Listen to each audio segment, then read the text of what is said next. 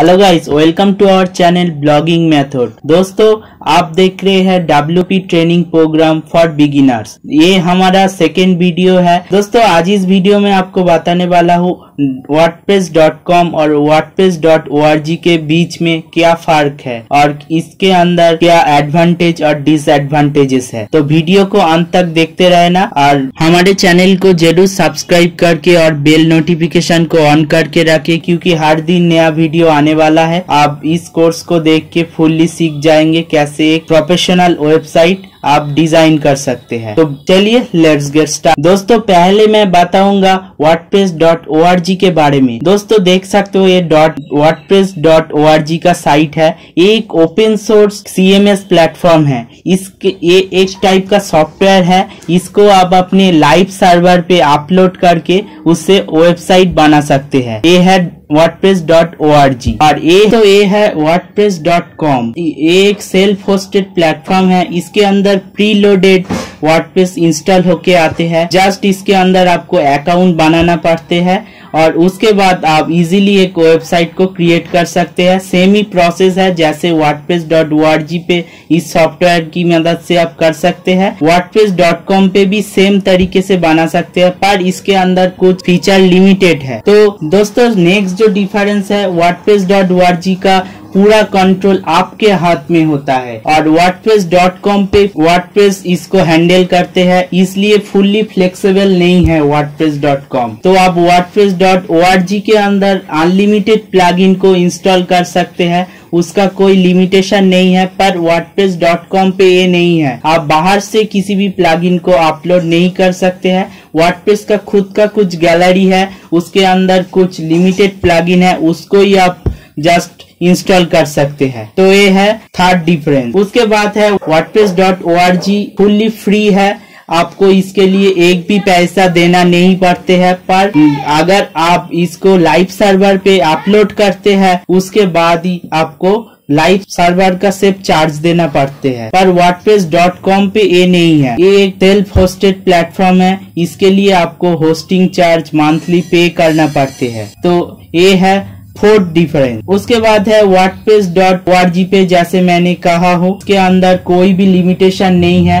आप जो भी काम करना चाहते हैं वो आप चाहे तो कोड करके कर सकते हैं या फिर आप ड्रैग एंड ड्रॉप की कॉन्सेप्ट से कर सकते हैं। पर wordpress.com पे एक काम कर सकते हैं, पर फुल्ली फ्लेक्सिबल नहीं है। कुछ लिमिटेशन है, जैसे प्लगइन आप अनलिमिटेड इंस्टॉल नहीं कर सकते।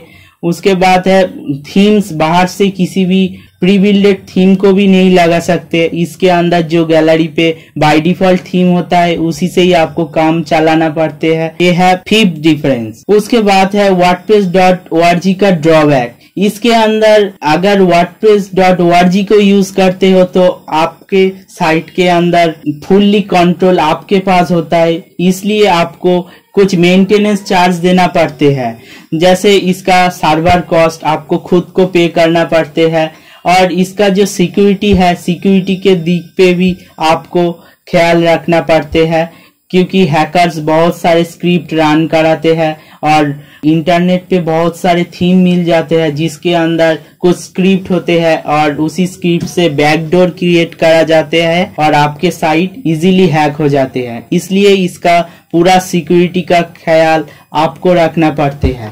पर कुछ प्लगइन ऐसा भी है जो सिक्योरिटी प्रोवाइड करते हैं, जिसको इंस्टॉल करने के बाद आपके साइट फुल्ली सिक्योर हो जाता है।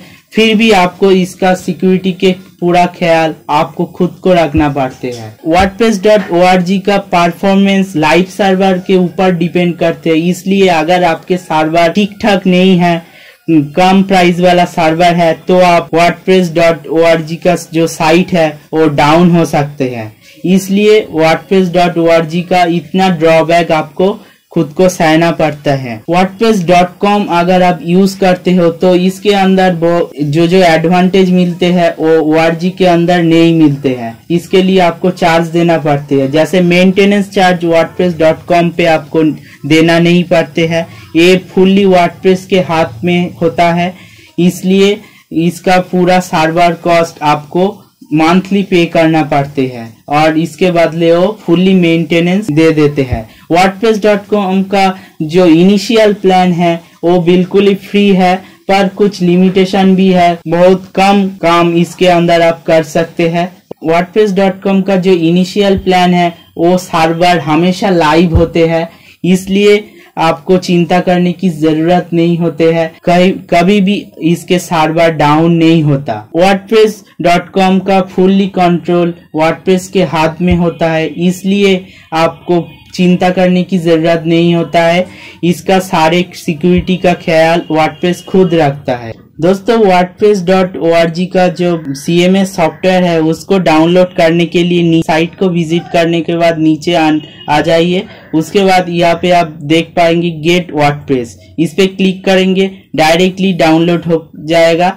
इसके अंदर तो देख सकते हो पूरा वर्ल्ड में 42% साइट वर्डप्रेस से बने हुए हैं। तो आप सोच सकते हो वर्डप्रेस कितना पॉपुलर है, और इसको आप इजीली अपने लाइव सर्वर पे डाल के यूज कर सकते हैं और उससे अपना वेबसाइट डिजाइन कर सकते हैं। तो डाउनलोड एंड इंस्टॉल पे जस्ट क्लिक करेंगे, डाउनलोड वर्डप्रेस लेटेस्ट वर्जन दिखाएगा, इसके अंदर क्लिक करेंगे और ये डाउनलोड होना चालू हो जाएगा। सिर्फ 16 MB का सॉफ्टवेयर है, आप नीचे देख सकते हो। तो यही सारे डिफरेंस है।